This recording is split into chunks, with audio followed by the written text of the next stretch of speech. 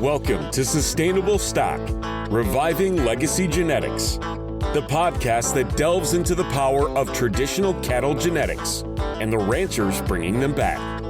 We're returning to the tried and true practices that prioritize what truly works on the ranch. Each episode, we'll talk to ranchers who are rediscovering the methods that built strong, resilient, efficient, and fertile herds in the 1960s and 70s. These breeders are blending the best of the past with practical solutions for today's ranching world. Whether you're passionate about the future of ranching or curious about heritage genetics, this podcast is for you. Presented by Boss Sires. Tune in as we reconnect with the roots of the herd. Here's your host, Patrick Powers. Hi, and welcome back to Sustainable Stock. Today we're joined by Grant and Nicole Vassberg of Kallion Farms.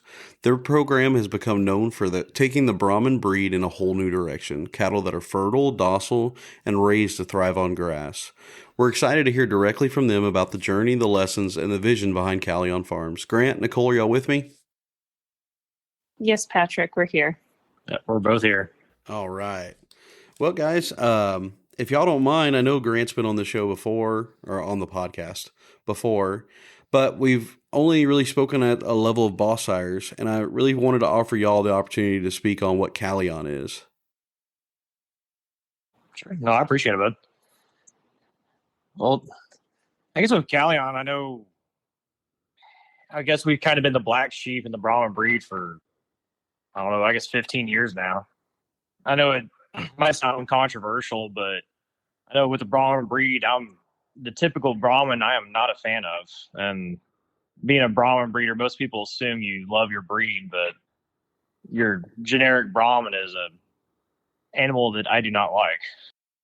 Could you highlight what it is about the generic Brahman that you feel you need to break from? Yeah, no, your typical Brahmins, they're notorious for being wild as hell, just infertile, hard to manage. It's just a kind of a nightmare of a breed. And I know there's like an old rancher joke that if you want 200 Brahman calves, what do you have to do? Well, you have to go buy 400 Brahman cows. Yeah, it's pretty bad if that's common knowledge, isn't it? Yeah. So I know I guess just maybe our nature is like we like to tackle problems head on, and trying to ignore a problem is not the way you fix something. Yeah. Well, what would you say that y'all have done to combat some of these things? Has it all been selection based, or are there different aspects that y'all reward to avoid these common pitfalls of the Brahman breed? Yeah, it would definitely be selection based or genetics, but you could say in our opinion, but I think it's a fact. But almost everything in the cattle, or almost everything with cattle, is genetics, and that you can mask a problem by manipulation or management, but that's masking a problem. That's not fundamentally fixing it. Okay, Grant. Well, the world's heard a little more of your voice than the one who really runs Kallion. So, Miss Nicole, what would you say your perspective of Kallion's place in this world is? Well, obviously, I'm a little biased because most would say Grant has probably brainwashed me. I did not grow up in the ag world. I'm from North San Antonio. So coming into this and learning the cattle aspect of everything has really been eye-opening for me personally. At first, I just did not believe anything Grant was telling me. And it's been really cool too with Boss Sires, seeing how more of what he said is true when it comes to your fertility. Not all these animals are crazy, that sort of thing. But I know when we had first started dating, I was spoiled because his herd was so docile. He actually took me to another Brahman ranch, and I thought I could just get out of the Ranger, go up and pet a cow. And he immediately just shoved me back in, was do not get out of the vehicle. You have to stay put. It's not like we're at home. You got spoiled. I did. And so, call me biased, but I think we really have something that, no one else has. Were there any other great awakening moments for you with your fresh eyes coming into the cattle industry? So I guess the biggest thing for me, I had always thought, like, being in the city, I wanted to like show animals, and I thought that was so cool. And then when Grant took me to Houston, I noticed that, there were people who were 50 plus years old walking around in the show ring. And I was just kind of shocked because I thought it was all for scholarships for kids. And that's what I thought the show ring was. But then I learned it's a whole marketing, I'm going to call it scheme now, as far as like cattle goes. And I know in other countries, it's way different than here in the United States, probably. But from what I've seen here, it's just, we'll walk through the show barn. Grant can point out and tell me, this animal's post-legged. He's not going to be able to walk in 2 years. Like, he's going to have to go to the sale barn. His life is over.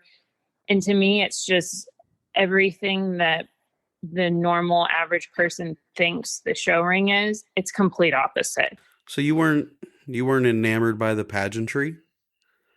No, I'm an animal lover, Patrick. To me, it was basically like you walk through and it was like, well, they're not going to have a calf. They're not going to be able to walk. So it's like, what do you do with them? It's just like it's essentially animal cruelty. It really is. Like, you're not going to buy a dog, like German Shepherds, for instance. You're not going to buy one that has bad hips because no one wants to have to tell their kids in 3 years, we're going to have to put it down because the dog can't walk. Well, to me, the same thing should be applied to a cow. Yeah. Well, how do you tell the kids the dogs went to go live on a farm when you live on a farm? Exactly. They went out to the river. Right. Well, you've touched a little bit on how important docility was and how you didn't appreciate it fully until you went out and encountered these other herds. I wondered if the two of y'all could speak on docility as a trait as a whole and the importance within cattle in general rather than just your herd. Sure. I think docility is correlated with a lot of different things, like as far as longevity and fertility and easy fleshing. But I guess regardless, like you can straight to economics, a docile herd, I guarantee your labor is a lot cheaper. And I know there's a Brahman breeder just 30 miles from me one time that when he asked me how many employees I had, and I was like, well, I just have one, and like, hell, I have trouble finding work for him 75% of the time. And he was like, well, who do you hire to work your cows? I was like, well, it's me and Ramindo. He's like, well, who fixes your fences? I was like, well, they don't break because the cows don't break them. Yeah. I was like, but just like catching our cows, like as far as docility is concerned, just me or even hell Nicole right now, I was in the pens like working cows when I was 9 months pregnant. Yeah. There's something to be said of that. Yeah. Or I could tell Nicole, like, hey, go catch a pasture, and hell, she can bring them in by herself 10 minutes and they're in the pens. So it's, yeah. But something I will say too, Patrick, a lot of people think, we spend a lot of time out there gentling our cows and stuff. I work a 9-to-5 job. We have 2 kids. And so, when we come home, like we have a routine to do, we have dinner to make, bedtime routines, that sort of thing. So us going out there every day, it doesn't happen. And they're just naturally born this way. But people think, well, it took 20 years of breeding to get to this. So you can't just snap your fingers and have a naturally docile herd. It takes years of breeding and dedication to create these things. Yeah. Well, but you can't if you come to Kallion. But I will say, here's my one tip for any man that's listening. Happy wife, happy life. I don't like that. If you have docile cows, your wife is going to be happy. And she's going to enjoy being out there with your cows every day, not complaining about it. That's just a pro tip. Well, I've followed that. My wife has picked all of our cattle. So there you go. Well, great. You talked about 20 years of time invested in that this doesn't happen overnight. So did you did you inherit this herd of docility and these wonderful traits, or is this something that you built on your own? I guess that's kind of diving into history a little bit. Yeah. Yeah. No, I want to say, so Kallion's been around for, I guess, over 25 years now. I know back then my father he kind of fell for the trap and I guess was just kind of chasing a lot of mainstream trends and was chasing EPDs, chasing DNA, doing IVF, ET work. Hell, we even had growth safe bunks getting killed out of all the PhD consultant, breeding consultants, all that stuff. And I wanted to say at one point we had about 900 registered females. But what was it? I guess in 2000, it was around 2008, 2009, is when I unofficially took over the breeding program. And I know this is, I guess, scary as hell that I did this. And I seriously hope Tristan, our son, doesn't do it to me one day. But the way I actually took over the herd, I was a freshman in college, came out of class, came out to the ranch. And my dad and his consultants had come out and they had done all the sorting, picked out which heifers we were supposed to keep, which bulls we were supposed to breed. And when I got out of class, they had already finished doing all the sorting. And I was kind of like, hey, guys, what the hell's going on? And my dad told me what they had done. And then they literally just left. And so I asked our workers, I was like, hey, guys, like, what the hell happened today? And they told me what they had done. I was like, well, what pen of heifers are we keeping? Which bulls are we supposed to breed? And they're like, hell, Grant, we have no idea. So right then and there, I said to hell with all this and told the guys, I was like, guys, we're running it back. And that's the day I literally, me and the workers, the guys that were boots on the ground with the cattle every day, we made the decisions that day. And we picked the bulls that we were going to breed and the heifers we were going to keep. Because I know my dad and his consultants, they would only come out to the ranch maybe twice a year. And sure enough, 6 months later, they came back out. And I remember thinking, I was like, hell, my dad's going to freaking murder my ass. And we were driving around and my dad and his consultants, they drove to the heifers. They were the heifer pasture. And they were looking at the heifers and they're like, wow, these are incredible. They're beautiful. And they would look at their notes and they're like, well, shit, we were supposed to sell these. And we go to the bull pasture and they're like, oh, wow, these bulls are incredible. And they looked at their notes. They're like, well, shit, some of these were supposed to be steers. And that's when my dad looked in the back seat and he's like, Grant, what the hell's going on? And I admitted it. I was like, yeah, I redid all the sorting. I redid everything y'all did. And I thought he was going to murder me, but he was just like, Grant, you're the breeder from now on. It worked. So all that cutting edge data fell to the wayside whenever it came down to hands-on, boots on the ground knowledge. Yep. And what it was, I guess, thanks for reminding me, Patrick, but what it was is me and the guys that were actually living and breathing the cattle every day. What it was is I noticed that there were certain females that did their damn job and that they're easy flushing. They're moderately framed, big old deep springer rib and like just a feminine look. But those were the damn cows that brought a calf in every year, maintenance free. Spreadsheets and the consultants, they couldn't see that. Like you can't find that on a damn piece of paper. Yeah. Well, what would you say? I'm sorry. Go ahead. I wasn't gonna, well, I guess one not silly comment, but I know for damn sure those females and bulls, they're not the outliers. Yeah. And I know, I guess look in hindsight, one of my main studs, Mr. Kallion 1352, he went through a whole growth safe bull development program. And I remember I didn't give a crap about the spreadsheet because he was just a bull that fit what I was looking for. And literally it was like 10 years later, I looked up that bull development test he was part of, or that he was raised in. And sure enough, he was smack middle on the index. Like he was literally the middle of the pack on everything. So I kind of got a kick out of that. 10 years later, I realized he was just the balanced bull. Taking one step back to your father's operation before it had your heavy influence, What would you say the maintenance level of those cattle was versus your own currently? Yeah. No, honestly, like we were running those cattle like a commercial operation. Like we weren't. I mean, they were getting some supplemental feed here and there, but they weren't being pampered by any means or by today's standards. So it Like was an easy movement into this forage only based operation that already had that influence. yeah, the heifers and bulls they would be developed in a modern type developmental whatever you want to call it. But yeah, but the cow herd was treated like a commercial herd. Like they weren't pampered by any means. Yes, sir. Well, in the past I've heard you speak about the scanning work your father performed. I was wondering if you could reflect on that at all. Yeah.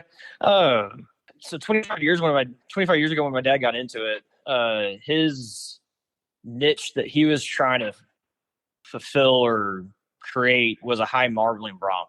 Because I know the Bos Indicus, or which Brahman or a Bos Indicus breed, what a lot of people in the United States don't realize is that 85% of the cattle in the world are Bos Indicus influenced. So I guess what he thought it'd be cool to create a high marbling Brahman. But I guess transitioning into my management, I never stopped. I didn't really stop collecting a lot of this data, where I did continue scanning animals, and I did continue collecting kill data, and I did continue doing embryo work. But I guess that's what was kind of fascinating to me is, even though I kind of said the hell with all of it, I just want a functional cow that, like, I want that cow that gives me a calf every year, good bag, good feet, good udder, or good structure, good temperament. I didn't necessarily stop collecting the data, and so I got to see how the data changed with me breeding for functional cattle. No, that's great. You didn't value it at the same level. You needed functionality first. The correlating data that followed was just a bonus. Yeah, I guess that's what was kind of cool is I got to see how the data changed, and lo and behold, and I've tried telling universities today, which that's a whole other conversation. But no, I've been trying to tell universities for years that, hey, there's actually a correlation that when you breed for fertility, you actually get good marbling and good tenderness. Because without really giving a crap about marbling and all that, my marbling scores or IMF scores, they essentially doubled from when my dad was. So my dad was breeding for it, and without me breeding for it at all, I doubled his scores when I just bred for fertility. Oh, wow. And then my tenderness scores, or we used back when we got killed at it, we would get Warner Brass or Shear Force, which is where they test how tender the beef is, and my tenderness scores dropped, which meant they got more tender. Once again, without me even breeding for it. So that's where I was like, hey, there's a damn correlation here. Like, you can't make this up. Well, Grant, backing up a moment, you spoke on the fact that Kallion at one point was up to, I believe you said 900 head.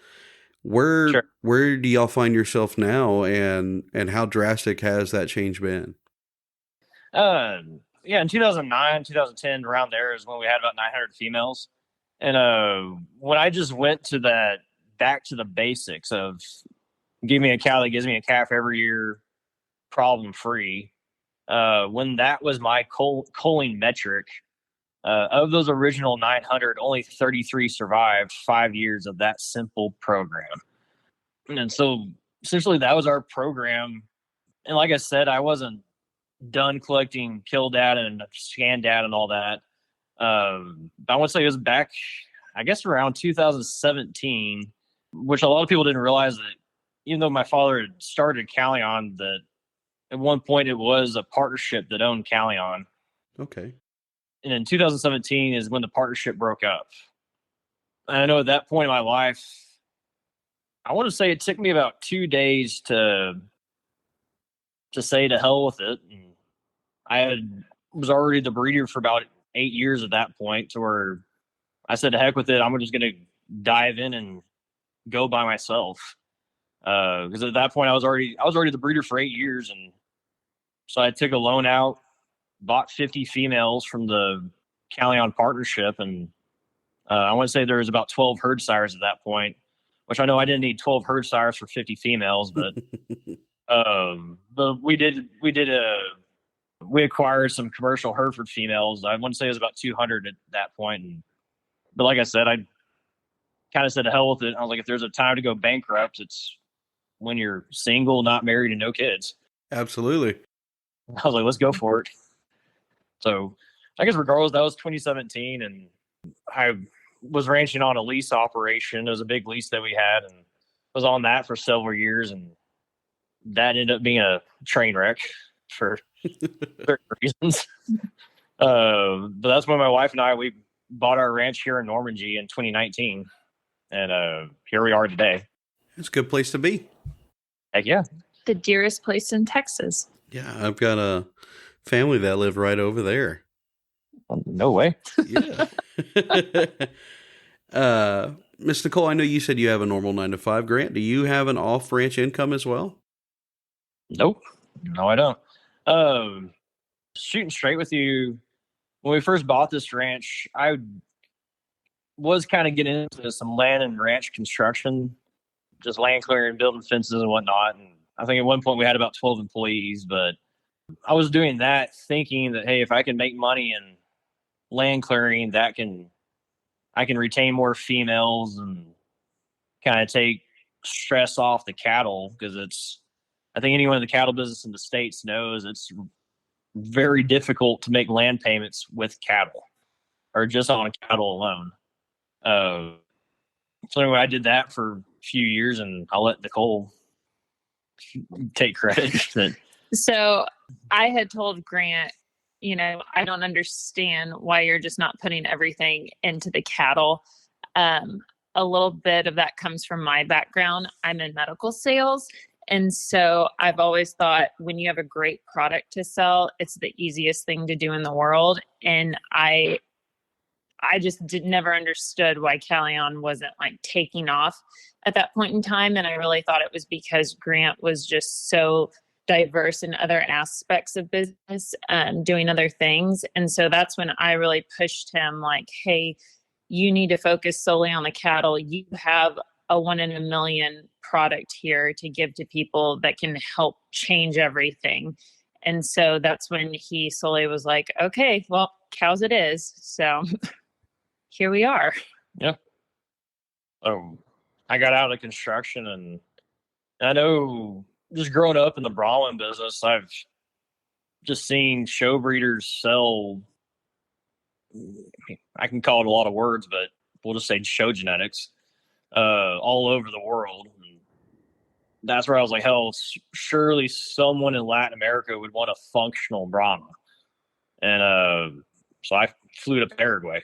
Naturally. Your wife says double down on the cows, and you buy an international flight ticket. And you're like, yeah, honey, let's go full on with cows. I'm leaving the country for the next 2 weeks. See ya. Yeah. And I was not invited. That's wonderful. Well, Grant, what lessons would you say you found from your travel? Tons. Which I know Paraguay, that trip, that was an interesting trip. I guess in Paraguay, if anyone goes down there, a lot of the cattle are actually bred by Mennonites.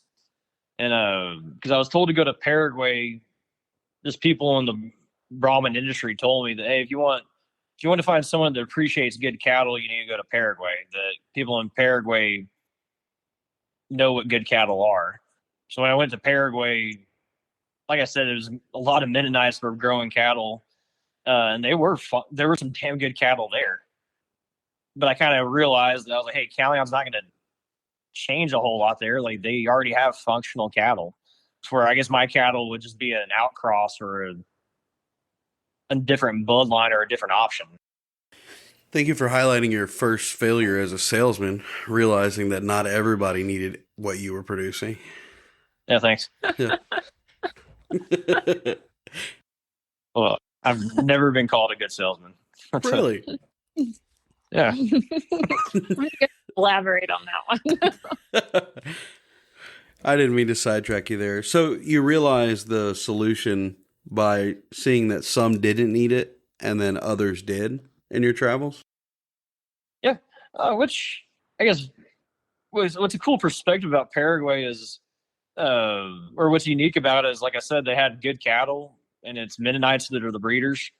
But what's kind of fascinating, or I know through the lens of boss sires today, it makes sense. But with the Mennonites, they don't use EPDs. They don't really do any embryo work. It's no DNA work. It's just old school breeding practices and breeding fundamentals. Anyway, I know that's a whole other conversation, but fast forward a couple months later, I guess I was down in Costa Rica. Mm-hmm.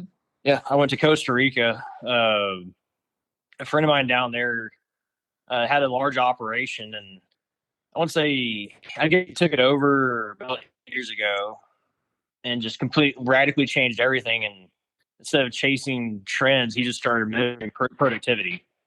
And I guess 4 years into it, he messaged me and was like, "Hey, Grant, thought it was cool, or just thought I'd let you know that when I was measuring productivity, after 4 years later, I figured out, or his software told him that the most profitable cow was the one Kallion female, and this is out of thousands." Really? Yeah. Then he messaged me a year later and reiterated, like, "Hey, man, the most profitable cow is a Kallion," and I was like, "All right, that's cool." Do you feel like these results came from your noted fertility alone, or was it your cattle's ability to convert forage? No, that goes hand in hand. The ability to convert forage is a huge component of fertility. So a lot of people forget for a cow, a fertile cow is a cow that's easy flushing, maintains her weight in that environment, which forage is the main food source for cattle. Absolutely.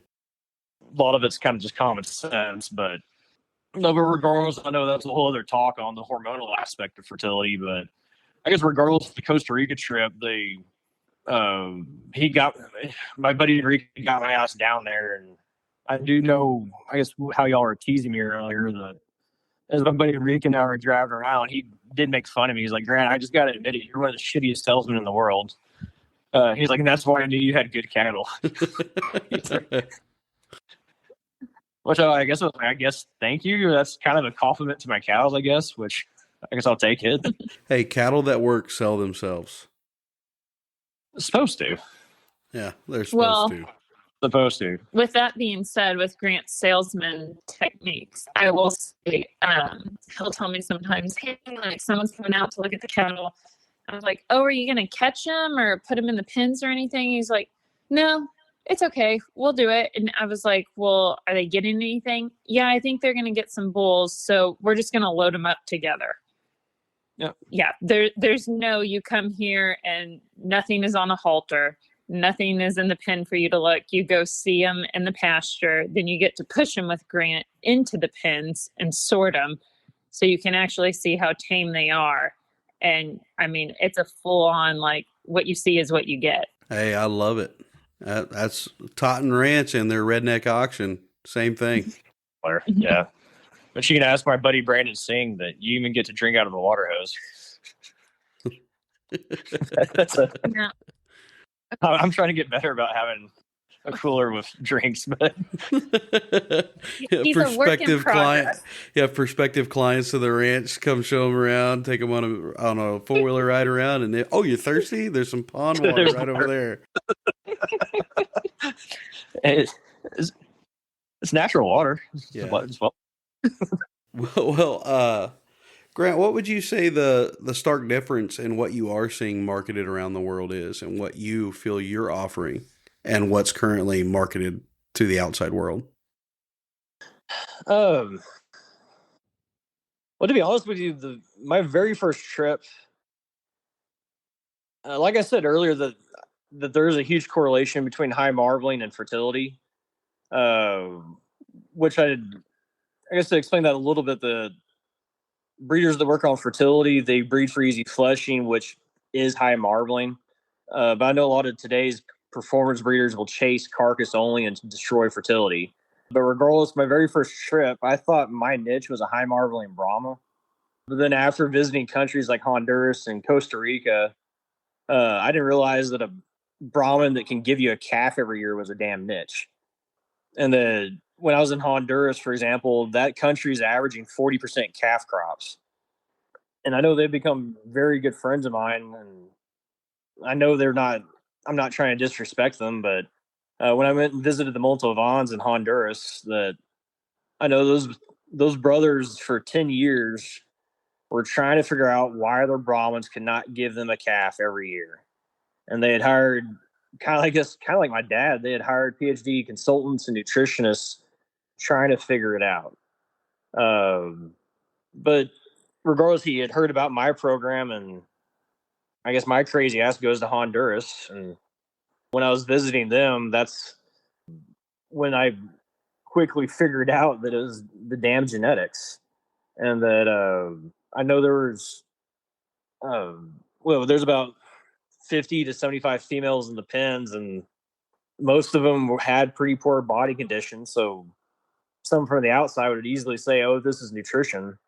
But out of those 75 females, there was one female that was just moderately framed, big spring of rib, feminine, very feminine female. And I was like, guys, who the hell is that? And that's where they will grant that cow's name is Princessa. And I was like, all right, well, what's her production like? And they're like, well, Grant, she gives us a calf every year. And I was like, well, guys, that's your damn answer, is make more of her. And sure enough, when I looked at the genetics on that female, it was native Honduran genetics. And in that same group of cows, they showed me the embryo calves, and it was some embryos they had purchased from a very, very, very well-known American breeder. And those damn calves they looked like they were starving to death. And so regardless, that's when meeting me, I know Mario, who is a very, very nice guy, he almost lost his temper at one point and got pretty pissed off that when he realized that, he's like, Grant, the damn reason our cows aren't fertile is the freaking genetics we've been buying all these years. He's like, the damn snake was right under my effing boot and we didn't catch it. Well, Miss Nicole, I'd like for you to chime in. You spoke earlier about how you noticed some shortcomings of the American cattle market whenever Grant toured you around. As he came home from his travels and spoke to you about these things, how would you say that you had felt hearing his reports to you about all this? The whole cattle industry was essentially like a big lie or a joke, I guess, to put it nicely. I mean, I honestly couldn't believe it, and that someone would want to sell that to someone who's trying to genuinely like feed their family, and then they're just being lied to. And if they go back and report a problem, it's, oh well, it's your fault because you didn't feed enough or you didn't do this, when in reality it's what they were being sold.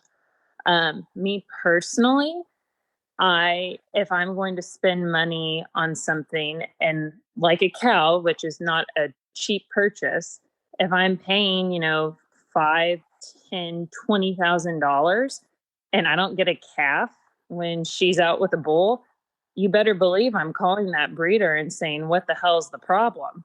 Where's my money? Yeah, where's my money? Because I better have a cow. And that could just be from like how I was raised. But I mean, my grandmother, she returns cucumbers to the grocery store, or a watermelon. So it's just a huge lie. And I can't believe that people are actually thinking that it's their fault when really they've just been given the wrong product their whole entire life. And kind of going back, I know even how Grant was talking about, chasing carcass or like one trait in particular. Grant doesn't give himself enough credit. I mean, he bred the world high marbling Brahman and no one cared. It's all a marketing scheme. In the end, people just want to have cows in their pasture. So you're not going to do that unless your cow can have a calf every year. That's right. Well, Grant, coming home from these travels abroad and seeing how some of these other cattle were failing in their systems, did you feel there was anything you could come home and do to your own herd to help support that potential customer base throughout the world a little bit greater? Yeah, for sure. Well, one thing I'll admit I did learn from down there or from these other countries was regenerative ag. Oh, And really? you can call me a ignorant, whatever word you want to use. But I will later. you what? I will later. Thanks. No, but previously I thought regenerative ag was just kind of a hippie thing for people that were homesteading on 5 acres, and that's when they have do the regenerative ag with their cows, the chickens, pigs, all that stuff. And I didn't realize the commercial aspect of it or applying it to a larger scale. But that's when I saw it with my own eyes in these different countries, and I know like Bolivia, my buddies down there were telling me that like, Grant, you're an idiot if you don't rotate on a daily basis, and they had stressed to me, Grant, you need to do it. You need to do it, and I saw it in Colombia as well. But really, where it hit home was in Costa Rica at my buddy Enrique's ranch. I know there's like 3 different ranches, and one ranch he had been doing regenerative ag for 5 years, another one for 3 years, another one for 1 year. And seeing those operations and these on large scale, that's where I became a believer in it. But at the same time, with all that being said, what people in the States need to realize is that there's no feed stores in these countries. And I know, Patrick, you're familiar with Normandy, and was it a population of like 400 something people? Mm-hmm. There's 2 feed stores. Yeah, and that's just in that town. You can drive 20 minutes to the next one light town, and there's another 2. Yeah. But Honduras, that doesn't exist. I imagine that would develop a different level of land stewardship. Whenever your land is your one resource, you take a greater pride in it and have a greater respect for it. Oh, it's completely different relationship down there. But regardless, during all that chaos of us transitioning to regenerative ag, it was around the same time that I know on my cow herd I've always been ruthless and low input. But that's when I realized on our young heifers, young bulls, I also switched to no grain grass only. Because what someone needs in Honduras is a cow or a cow and a bull that can develop on grass and be healthy and reproduce. Nicole, were you fully behind this new charge that he came home with?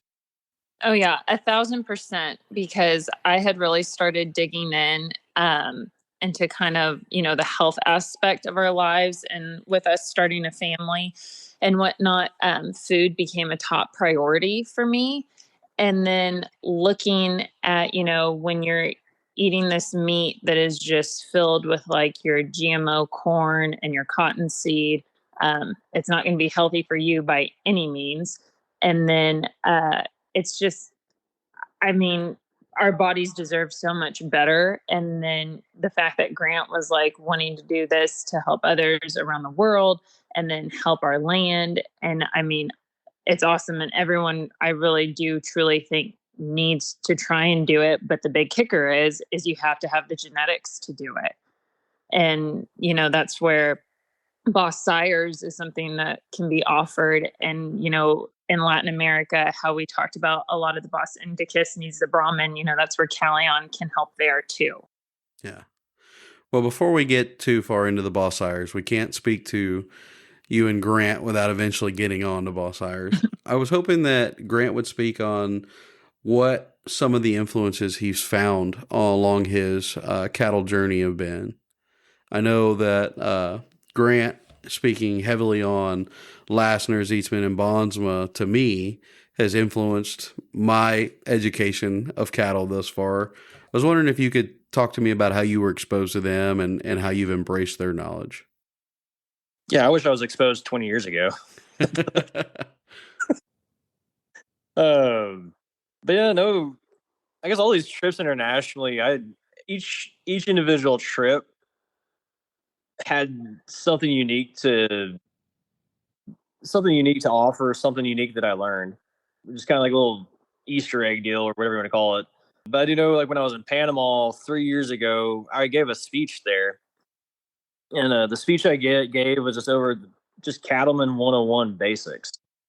And afterwards, I know one of their ag department guys came to me afterwards and was like, Grant, every animal in Panama needs to be out of your genetics because we never heard someone talk like you. But the rancher that invited me there, which I don't have to say his name, but regardless, he was been using embryos and semen from us. But his son, after my speech, smiled and he's like, "Grant, you must have read the Lassiter books." And I told him no, I hadn't. Like that name sounded vaguely like I had heard of the Lassiter name, but didn't know anything about it. And sure enough, after digging a little bit, I was like, "Holy crap! This is this is cattleman knowledge that sadly isn't extreme." Churros, I know that's Lassiter, and I know that Costa Rica. How I just mentioned my buddy doing regenerative ag in Costa Rica. We thought Enrique and I thought we had some new novel idea of combining regenerative ag with low input efficient genetics. And sure enough, I was telling a friend of mine about what this big project, like this dream we had. He started laughing at me. He's like, "Grant, that's Zeet's, man." I know I bought the Zeet's book. I know because I borrowed it. Yeah. But no, it was funny as hell that I was actually on my way back from Colombia when I first opened his book, and I was literally, for lack of a better word, laughing out loud on the damn plane like a lunatic reading Zeetzman's book. Not making fun of it, but just laughing almost in a relief that I was like, finally someone's saying it. Like I'm not freaking crazy. Yeah. So you've highlighted that you were the madman laughing on the plane, reading that book, and the relief you found in there. Did him or others have any other teachings that just answered some itching questions for you? Yeah. So as I was fighting this fight, if you want to call it a fight, on my own, when I was trying to get people to realize that fertility was genetics and that what was being marketed as a bunch of garbage, I was trying to educate people that these cows in the show ring today aren't feminine. And breeders were arguing with me. They're like, "Grant, no, femininity is an adjective, and that became a first person." And I was like, "No, that's BS." I was like, femininity is biology, and that feminine cows have a look. Like it's not. This isn't an adjective, or this isn't an opinion. Sorry. So regardless, I know my sorry ass. I drew like a half-ass sketch of what like angles of a cow, and I sent it to a friend of mine, and he started laughing. He's like, "Right, that's bondsman," because I was trying to find a professional illustration of what cattle are supposed to look like. And so when I discovered bondsman, I was honestly pretty pissed off. That Yeah, I was like, "You gotta be shitting me! That all these years, this is knowledge that's been sitting there." And I to this day, I don't know why it's not taught in every freaking ag school, every ag class, high school, everything. Like, yeah. Why did you have to happen upon each of these principles of thought, and they all just correlated with the real world around you? well, to be honest with you, because each one of those three names I just mentioned, each one of them just it destroys the modern cattle industry. Yeah. Or I was like, so I think a lot of people don't want that knowledge to get out. Well, and I think too, with that being said, a lot of times you see all these consultants from the universities, or people that don't even own cows. And, Grant had said like kind of his dad had gotten started with that. You have all these like big name, like show breeders that kind of go that route. But in reality, Grant, I know, has met some of these older breeders now through networking, and they all know this and they practice this. And it was just a huge relief to him to know, like, okay, I was doing it right, but he just didn't have the right guidance back in the day. Yeah. I like that. That's a excellent synopsis. That it was an affirmation of thought. Finding these other individuals that were dispelling common knowledge and common practice and had formed some piece of literature about it, and you happened upon it. Yeah. I guess what Nicole's getting at is after meeting Hayden Moore, I know we made a video of Hayden Moore, and Nicole's brother and Nicole's father watched that documentary video we made. And both of them, literally after watching that video, came up to me afterwards, and they're like, "Grant, not gonna lie, it was a huge relief to hear Hayden say all that, because like we knew you weren't crazy, but damn it was good to hear Hayden say it, to know the area crazy ass." Yeah, until then it had just been their nut of a son-in-law and brother-in-law saying it, huh? Yeah, exactly. That's funny. Well, I'd like to shift the conversation to a little bit more forward-looking. So, Miss Nicole, what would you say that you feel the future of Kallion Farms holds? Well, I feel like the biggest thing as far as like change goes is going to be with the regenerative ag that we're doing, and then our grass-based development. Uh, with how Grant has been breeding, fertility, um, docility, problem-free cattle, that's always been there. So I don't always feel like that's a huge shift for us, because that's what our animals have always offered.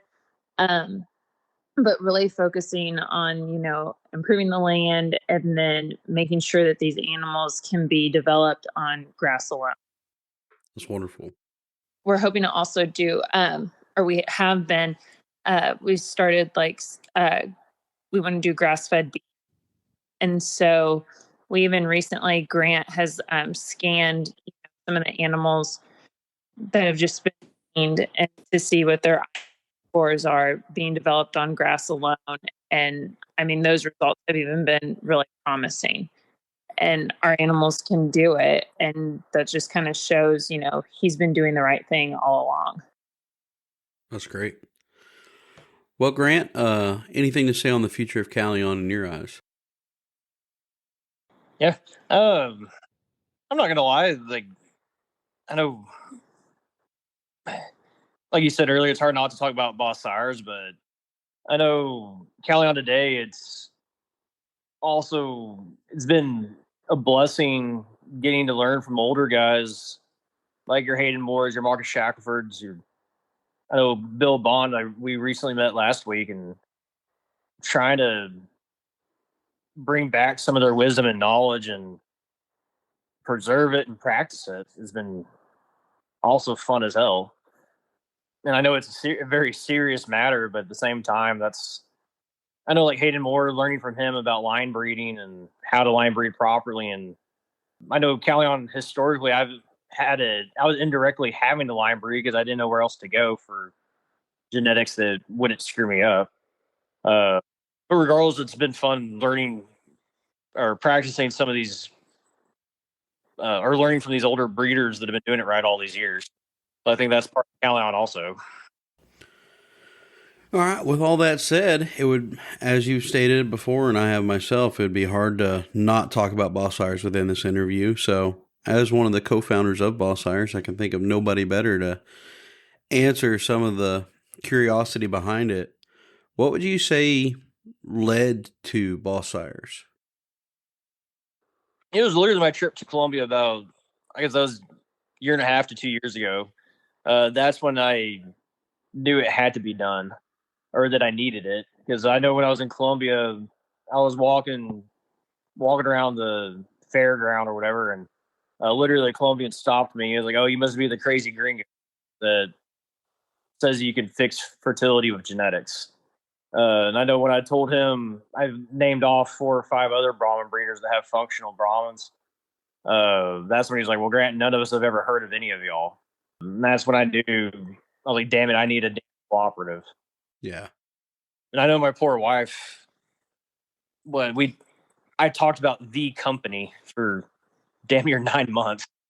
It was a long time. Yeah, she was sick of it.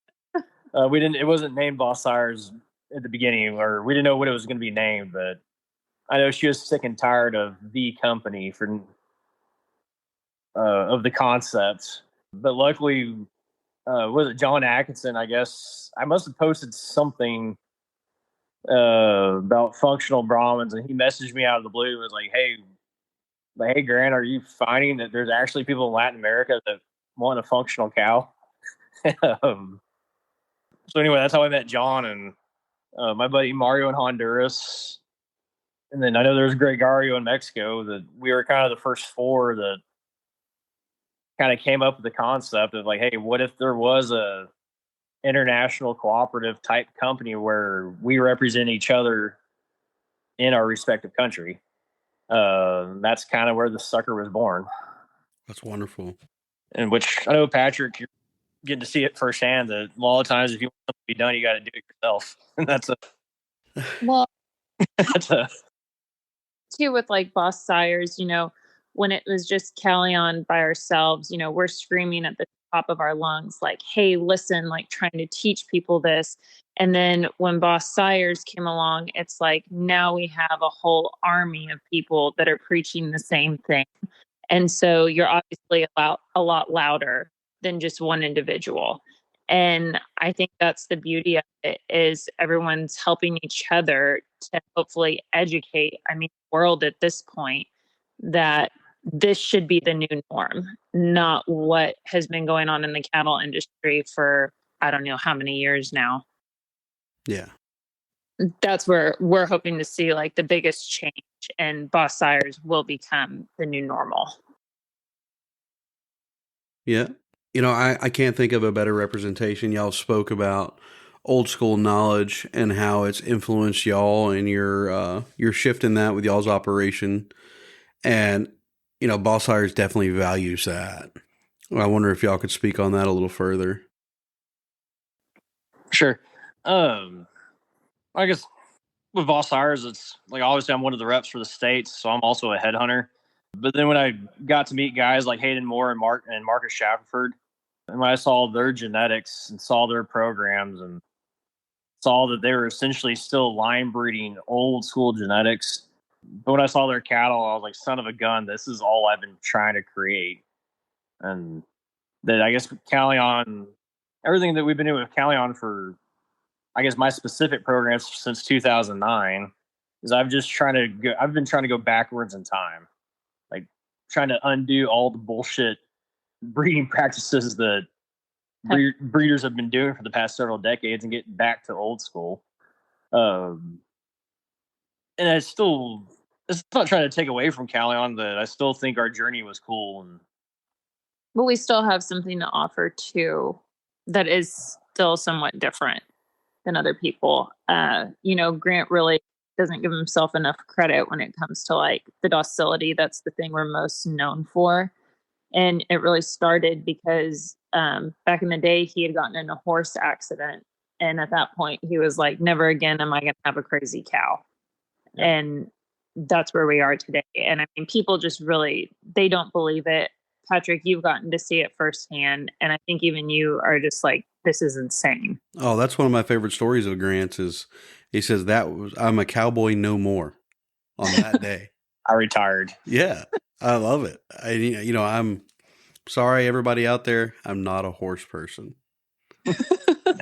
And so to hear someone else converted to that and it benefit the world by making better cattle, it just puts a smile on my face. Yeah. Well, not gonna lie, there's even a local cowboy here in Norman that I even told him, I was like, dude, like all these people that hire you to catch crazy cows, like you can tell them just to buy a bull from me. He's like, well, Grant, I put myself out of business. Well, guys, he's like, you're put a lot of cowboys out of business. Yeah. Well, guys, I feel like we've covered a lot of the bases, and I'm glad that we were able to allow y'all to come on and speak about Kallion rather than just hearing Grant's voice as a whole and assuming he has good cattle is why he's part of Boss Sires. But it's y'all's turn. I finally get to pose the question to y'all. In your opinion, what is the moral obligation of the cattleman to the land, the cattle, and future generations? To expose the truth of what's going on in the industry today.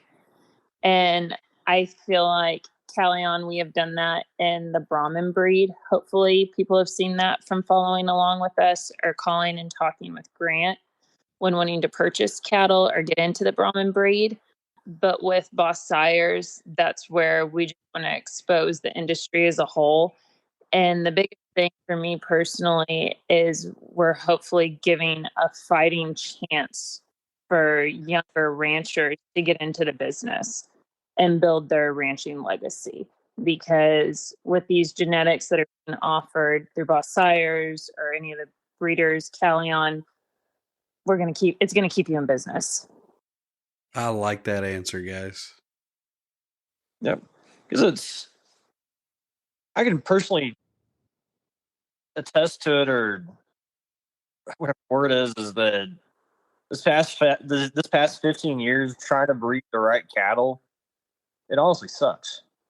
That you're not on the glossy catalogs. You're not the one selling a bull for $50,000. Like, when you try to breed the right cattle, you're not getting rewarded. Yeah. So I guess that's what Nicole and I, what she's kind of getting at is, like, we're wanting to expose the truth and get the truth out to where, say, our son or daughter wants to raise cattle, that they can do the right thing and breed functional cattle and make a living at it. Well, it's high time that the cattle that could truly feed this world are held in the regard they should be, rather than these show ponies and paper tigers. There you go. Well, I really do appreciate the two of y'all coming on, and to the listeners, thank y'all for sticking it out and hearing what drives us, because these two here have really captured that well. I'll have the Kallion page linked in the show notes for today, along with anything else Grant feels like we need to put there. Does that sound fair, Grant? There you go. All right. Miss Nicole, thank you for your time today. It's really been a joy to hear your voice attached to Kallion and to make this guy sound a little more level-headed to the world. Well, thanks, Patrick. I do what I can. I like to deem myself his better half. That's perfect. Well, guys, I would invite y'all to help me sign this out. Thanks again for tuning in, and don't forget to ranch with purpose and breed for the future. Thank you for tuning in to Sustainable Stock, Reviving Legacy Genetics. If you enjoyed this episode, please subscribe and share. Join us next time as we continue exploring the legacy and future of cattle ranching. For more information, visit us at bosssires.com. That's BOSSIRES.com. Or connect with us on Facebook. Until then, stay rooted in common sense and connected to the herd.